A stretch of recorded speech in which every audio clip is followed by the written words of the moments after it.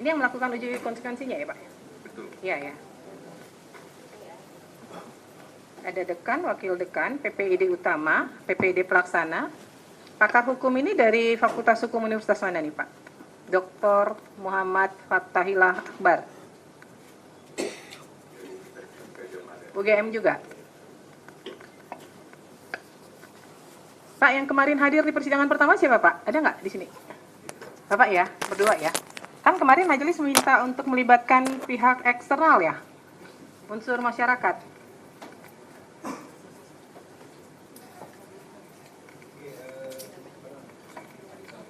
Oke, izin majelis gitu ya. Jadi kenapa kemudian gitu ya kita tidak melibatkan unsur masyarakat? Karena kami berpendapat bahwasannya dokumen yang diuji dari Pak Jokowi itu termasuk adalah dokumen-dokumen bersifat data pribadi. Sehingga kemudian kami beranggapan bahwasannya masyarakat itu dalam konteks ini tidak kami libatkan. Justru kemudian kita membocorkan gitu ya data pribadi oleh Pak Jokowi, sehingga kemudian karena kami mendapat bahwasanya dokumen yang dimintakan oleh komponen adalah dokumen-dokumen bersifat data pribadi. Pak, begini, pada saat melakukan uji konsekuensi, kan misalnya yang Bapak uji adalah KHS. KHS-nya kan tidak mesti dilihat oleh pihak eksternal, tapi ada pertimbangan kenapa kemudian itu harus dikecualikan, Pak. Karena kan kalau Bapak hanya melibatkan pihak badan publik, pasti badan publik akan melindungi informasi itu pasti. 100%, 1000% pasti. Jadi kenapa kemudian dalam pelaksanaan uji konsekuensi itu majelis memerintahkan melibatkan pihak lain di luar UGM supaya ada pandangan sejauh mana informasi itu kepentingan publik terakomodir di situ. Apakah betul harus dikecualikan? Nah, dampaknya apa nih kalau ditutup? Karena ketentuan pengecualian kan kalau dibuka lebih banyak mudaratnya daripada manfaatnya. Begitu kan? Nah, itu sebabnya kami meminta harus melibatkan pihak eksternal. Kalau nih saya nih bagian dari Komisi Informasi, kalau saya melakukan uji konsekuensi untuk informasi yang kami kuasai, saya akan bilang itu dikecualikan, Pak. Maka perlu pandangan dari pihak lain, masyarakat, begitu loh. Iya betul Ibu gitu. Tapi sekali lagi kami di internal kemudian berkesimpulan bahwasanya itu adalah data pribadi gitu ya. Sehingga kemudian kalau kemudian masyarakat diundang gitu kan, itu kan kemudian kan kita menginformasikan data pribadi seseorang yang notabene itu adalah satu, belum ada persetujuan dari si pemilik data gitu. Yang kedua, saya kira kami juga dalam konteks kehati-hatian ya, kerahasiaan gitu. Kami memang menganggap bahwasanya kalau kemudian ada masalah di situ, kami khawatir justru kami kemudian kan mengungkapkan data pribadi seorang yang notabene sekali lagi itu belum ada persetujuan dari pemilik data. Yang kedua, penting juga adalah itu belum ada juga putusan dari pengadilan ya yang memerintahkan kami untuk mengungkapkan data itu. Jadi atas dasar itu kemudian kami berpendapat bahwasanya kami dalam konteks ini tidak melibatkan masyarakat. Pak, sebenarnya saya tanya deh. Okay. Bapak melakukan uji konsekuensi, ini misalnya saya ambil contoh nih KHS. Ini hanya terkait KHS-nya Pak Jokowi atau KHS secara keseluruhan yang Bapak uji? Oke, sesuai dengan di SK tersebut itu khusus KHS-nya Pak Jokowi. Nah, kalau KHS pada umumnya diminta oleh publik terbuka atau tidak, Pak? Kalau misalnya nih publik meminta KHS atau yang lainnya di luar itu, ini terbuka atau enggak? Iya, saya kira kalau konteksnya ada tadi uji konsekuensi Ibu, kalau konteksnya dia melibatkan masyarakat, sekali lagi kami berpikir bahwasannya KHS itu data pribadi. Jadi kami tidak melibatkan masyarakat dulu dalam konteks ujian konsekuensi. Kecuali dasarnya ada persetujuan dari si pemilik data ataupun nanti perintah dari KIP. Pemahamannya itu Pak, pemahamannya Bapak melakukan uji konsekuensi bukan hanya terhadap KHS-nya Pak Jokowi. Karena kalau Bapak mengatakan KHS untuk Pak Jokowi dikecualikan, maka secara global untuk siapapun itu menjadi informasi yang dikecualikan. Ya kan? Uji konsekuensi yang Bapak lakukan, kenapa kemudian harus melibatkan masyarakat? Masyarakat Bapak harus kasih dasar-dasarnya apa yang menjadi pertimbangan. KHS ini harus dikecualikan. Ada informasi pribadi. Informasi pribadi apa sih yang terkandung di dalamnya? Kan tadi saya udah bilang, tidak mesti dokumennya Bapak tunjukkan kepada pihak masyarakat, tapi kemudian dilakukan kajian bersama antara UGM dengan pihak eksternal sejauh mana sebuah informasi itu kemudian akan dikecualikan gitu loh. Dampaknya Oke, apa? Ibu, kalau misalnya Ibu, saya ada pakar gitu ya. Saya kira pakar itu juga bagian dari masyarakat gitu ya. Nggak bisa Pak, itu kan maka tadi saya tanya pakar ahli hukum ini dari UGM atau bukan? Iya, betul. Dari UGM kan? Ya, jadi kan perintah majelis Tapi melibatkan, Pak ini perintah majelis loh, kami memerintahkan harusnya melibatkan pihak luar.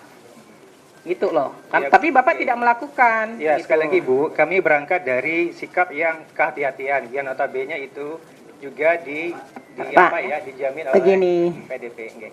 Kemarin harus dihargai yang namanya perintah majelis, ya. Pemahamannya seperti yang sampaikan ketua majelis, bukan dokumennya, tapi formula-formula. Misalnya tadi ijazah seperti apa formulanya? Oh, ada nama, ada data. Jadi tidak dokumennya. Kalau melibatkan pihak lain itu lebih independen, Pak. Terlepas itu punya siapa, baru dikategorikan lagi. Jadi ketika perintah majelis, kalau Bapak kemarin tidak sepakat, Bapak bahasnya kemarin. Jadi supaya lebih cepat persidangan hari ini kita melihat beranggapan pertama Bapak tidak menghargai perintah majelis. Ya kan? Kan tidak harus dokumennya. Kita dalam hal ini melihat dokumen itu tidak membedakan pemilik siapa. Ya kan? Jadi nggak usah berdiskusi dalam arti yang di sini saja Bapak memperlihatkan bahwa tidak independen, ya kan, untuk melihat suatu persoalan. Jadi kalau kemarin perintah majelis ada melihat bahwa ini kalau melibatkan pihak eksternal, maka kajiannya lebih independen. Bukan lebih lagi, memang independen. Tidak harus dokumennya, tapi formula. Kalau ada ijazah seperti ini, kalau KHS data apa saja, tanpa memperlihatkan. Itu. Apa boleh menanggapi atau? Izin Bu Ketua. Silakan. Ini seluruhnya kan berarti dari UGM ya. Iya. Apa saudara? Ya, Sebentar. Memohon sebentar ya. Saudara termohon ini berarti seluruhnya dilakukan oleh UGM. Berarti UGM tidak menganggap ada entitas akademik lain selain UGM yang mengerti Yang masalah handphonenya ini. bunyi tolong dimatikan ya. Ini UGM berarti tidak menganggap dalam tema KHS atau perlindungan data pribadi atau keterbukaan informasi publik tidak ada pakar dari selain UGM. Saya mau tanya itu dulu. Singkat-singkat aja ya, karena saya masih ada pendalaman lain. Baik, terima kasih anggota majelis. Pada prinsipnya kami tetap menganggap dan kami juga menganggap bahwa pakar dari Ada dari pakar, ada tidak kepakaran di luar UGM yang bisa memahami soal menurut UGM? untuk diuji konsekuensi ini tidak ada, tapi kalau untuk secara keseluruhan pasti ada. Namun tadi yang Nah, disampaikan jadi begini, ini ada chauvinisme nih, ya, prestige oriented chauvinis. Jadi kebanggaan seakan-akan yang mengerti tema ini hanya orang-orang UGM. Andaikan teman-teman atau bapak ibu di UGM itu mau mempertahankan satu mazhab pemikiran saja, sebenarnya bisa kok. Ambil saja pakar-pakar lain yang satu mazhab, karena sebenarnya di keterbukaan informasi juga ada mazhab kehati-hatian, ada juga cautious focus approach misalnya begitu, ya. Kalau mau ambil kehati-hatian, katakanlah misalnya UGM mempertahankan ini sebagai suatu hal yang jadi apa? Data pribadi. Tadi Bapak bilang, Bapak orang fakultas hukum. Fakultas hukum. Iya kan? Mazhab tuh bisa diambil penguatannya dari mana aja. Dan masyarakat tuh bertaburan kok pakar-pakar. Jadi sebagai sebuah epistemic community ini masalahnya ada di chauvinisme UGM nih kalau begini kelihatannya. Jadi majelis memerintahkan melakukan uji konsekuensi sekali lagi tidak dengan satu pendapat homogen dari UGM. Ini sudah komposisi berlaku untuk semua register aqua, Pak. Gitu. Tapi kalau Bapak menganggap hanya UGM yang mengerti masalah ini masalahnya di UGM keseluruhan berarti. Ini masalah prestige oriented chauvinism. Ini chauvinisme model akademik. Ya Pak ya. Ini andaikan Bapak mau mempertahankan satu pendapat pun, ambil dari luar UGM, itu perintah majelisnya. Gitu. Sehingga pendapat Bapak itu lebih kuat. Begitu. Ya, ini saya sudah pakai bahasa yang paling netral. Ya, Bapak mau mempertahankan silakan, tapi komposisinya tidak boleh homogen gitu. Sehingga Bapak tidak dianggap sebagai satu kesatuan korsa, tapi sebagai satu kesatuan pandangan mazhab. Oke, Bapak anggap ini sebagai suatu hal yang harus dikecualikan, nggak apa-apa. Di luar pun banyak pakar-pakar yang bisa membenarkan itu, gitu loh. Gitu loh Pak, maksudnya. Dan tadi Ibu Ketua Majelis sudah sampaikan, jangan anggap ini sebagai satu case individu. Perlakuan Bapak terhadap semua pemilik dokumen tertentu, informasi tertentu di UGM begini, begitu loh. Dan itu didukung oleh perspektif apa? Ada tanggapan? Izin majelis menanggapi, kami tidak mempertahankan mazhab, tapi alasan kami tadi adalah kami mematuhi prinsip kehati-hatian kami. Iya, kehati-hatian itu tadi saya sebut salah satu mazhab. Cautious focus approach itu salah satu mazhab. Dan uji konsekuensi memang untuk mempertahankan mazhab. Salah Bapak kalau bilang Bapak nggak mempertahankan mazhab. Kan kebijakan rektorat harus ada. Bapak salah. Tapi dengan mempertahankan mazhab itu caranya nggak boleh begini. Ini homogen banget, nggak boleh. Ini chauvinis. Bapak menganggap tidak ada orang yang ngerti di luar UGM. Kami tidak beranggapan seperti Ya itu. nggak boleh. Kalau nggak ada anggapan itu buktikan. Uji konsekuensi berikutnya. Komposisinya nggak boleh cuma UGM. Baik, kami serahkan kembali kepada majelis komisi. Ya, majelis diserahkan. Tapi saudara tidak melaksanakan. Jadi saudara harus laksanakan. Ya, ini masalah ya. Saya kira itu, Bu. Pak, jadi begini ya, nanti kami minta dilakukan uji konsekuensi ulang, tapi Bapak tidak spesifik menyebutkan misalnya nih ya, ini kan karena ini menjadi hasil uji konsekuensi dari UGM ya, maka Bapak tidak menyebutkan misalnya daftar nilai program sarjana dan program sarjana muda Joko Widodo. Enggak Pak, Bapak harus melakukan uji konsekuensi secara global. Apakah benar daftar nilai program sarjana itu masuk kategori informasi yang dikecualikan untuk siapapun? Karena kalau dikecualikan itu dia berlakunya umum Pak, bukan hanya person to person. Apakah kemudian terkait dengan nilai kerja nyata itu menjadi informasi yang dikecualikan? Kalau untuk Pak Jokowi dikecualikan, maka untuk yang lain pun harus dikecualikan Pak. Nggak mungkin untuk Pak Jokowi dikecualikan terus orang lain minta Bapak buka aksesnya. Kalau dikecualikan ya informasi itu akan berlaku dikecualikan untuk semua. Kemudian terkait misalnya laporan tugas akhir, skripsi, benar nggak ini dikecualikan? Tidak dikecualikan, dikatakan berita acara sidang dikecualikan, benar nggak? Untuk semua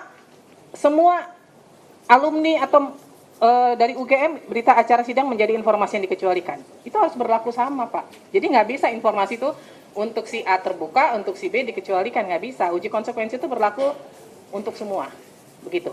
Jadi saya nggak mau di sini ada kata-kata surat keputusan yudisium untuk Joko Widodo, nggak bisa Pak. Bapak ini berlaku kalau Bapak sudah menyatakan surat keputusan yudisium dikecualikan, maka untuk semuanya itu menjadi dikecualikan. Nah, Bapak harus melakukan uji konsekuensi dan di sini Bapak harus menyebutkan nih. Di sini kan nggak disebutkan nih Pak.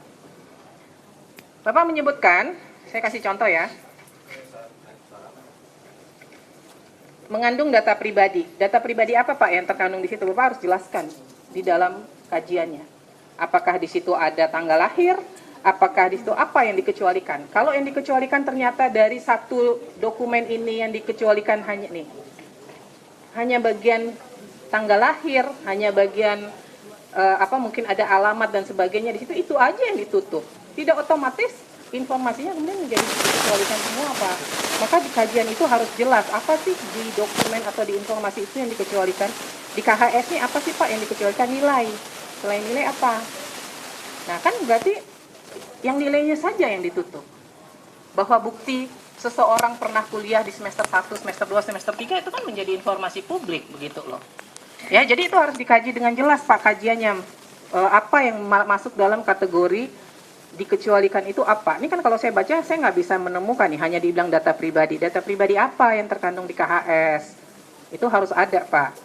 Kalau dibilang menghambat proses penegakan hukum, yang bagaimana begitu? Harus ada jelas kajiannya ya, Pak ya. Kemudian di sini Bapak menyebutkan, saya nggak tahu kalau Bapak melakukan uji konsekuensi terhadap nilai kerja nyata. Padahal yang diminta di sini laporan kuliah kerja nyata. Emang sama ya, Pak ya?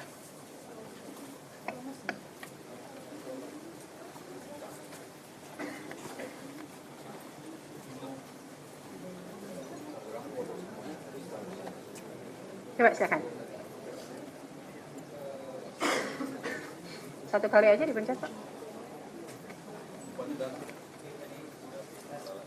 Satu kali aja. Ya. Tes. Iya. Iya, Ibu, di situ kita memberikan adalah transkrip nilai gitu ya. Karena memang dokumen terkait dengan laporan kuliah kerja nyata itu memang tidak ada gitu. Atau mungkin dalam bahasa KIP-nya belum didokumentasikan. Jadi dokumen itu memang tidak ada. Nah, maka kemudian kami dengan etikat baik gitu ya, mencoba kemudian mencari-cari gitu ya, menelusuri.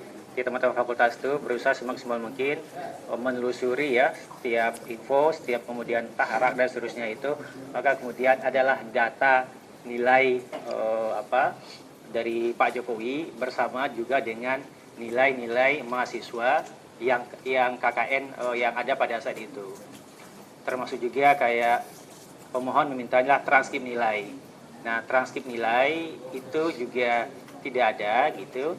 Tapi yang ada itu adalah daftar nilai Pak Jokowi gitu ya, yang final. Itu yang kemudian kami tampilkan di sana. Jadi kami itu juga kami paham ya, pemohon ini kan tidak tahu nih kira-kira ya zaman itu tuh kebutuhan dokumennya apa. Nah, sehingga kemudian kami kalau itu ada dokumennya, kami sampaikan dan kami uji konsekuensinya. Jadi itu Ibu. Ya, jadi begini Pak, Bapak ketika melakukan uji konsekuensi kan kami minta harus berdasarkan informasi yang sedang disengketakan kan. Maka Bapak harus mengacu ke sini Pak, misalnya, nih, laporan kuliah kerja nyata. Terlepas dari Pak Jokowi-nya ada atau enggak, kita nggak ngurus. Itu nanti di pembuktian. Ada nggak sih sebenarnya gitu. Tapi Bapak harus melakukan uji konsekuensi, apakah laporan kuliah kerja nyata itu sebenarnya terbuka atau tertutup, itu dulu Pak. Apakah dikecualikan? Kalau dikecualikan, maka Bapak harus lakukan uji konsekuensi, mengacu kemana, dasar hukumnya apa, begitu. Kemudian laporan tugas akhir. Jadi jangan di sini dimintanya laporan kuliah kerja nyata, Bapak bikin di sini yang diuji nilainya, padahal yang diminta laporannya. Kan jadi nggak sinkron nih Pak, ya kan? Maka kan majelis nanti akan membuat pertimbangan berdasarkan hasil uji konsekuensi. Maka harus mengacu ke sini. Jadi Bapak semuanya harus mengacu ke semua informasi yang diminta ini. Ya, jadi kalau yang diminta laporan jangan Bapak uji nilai, kita tahu kalau nilai dikecualikan itu kita tahu. Jadi yang diminta laporan, apakah laporan lagi-lagi mindsetnya Bapak harus berpikir bahwa untuk semua, bukan hanya untuk Pak Jokowi. Nanti baru kita buktikan. Masih ada nggak sih tersimpan laporan yang atas nama Pak Jokowi? Tapi secara global untuk laporan kuliah kerja nyata menurut UGM itu terbuka atau dikecualikan. Itu dulu Pak. Kalau Bapak menyatakan itu dikecualikan, Bapak lakukan uji konsekuensinya. Kalau nggak usah Bapak lakukan. Jadi kalau di sini yang kayak seperti Bapak bilang ini terbuka, itu nggak perlu Bapak uji sebenarnya, karena terbuka kan. Yang tadi di sini ada dikatakan laporan tugas akhir, tidak dikecualikan. Berarti Bapak nggak perlu lakukan uji konsekuensi. Uji konsekuensi itu hanya untuk informasi yang menurut UGM adalah masuk kategori rahasia. Itu yang harus Bapak uji konsekuensi. Begitu.